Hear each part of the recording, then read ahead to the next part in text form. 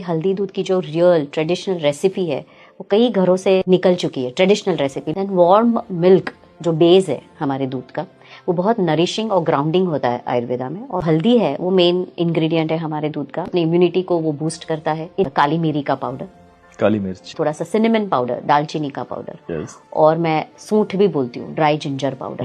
ये तीन चीज पड़नी चाहिए, थोड़ी थोड़ी मात्रा में, ज्यादा नहीं। बिना ब्लैक पेपर पाउडर वो करक्यूमिन एब्जॉर्ब होगा ही नहीं।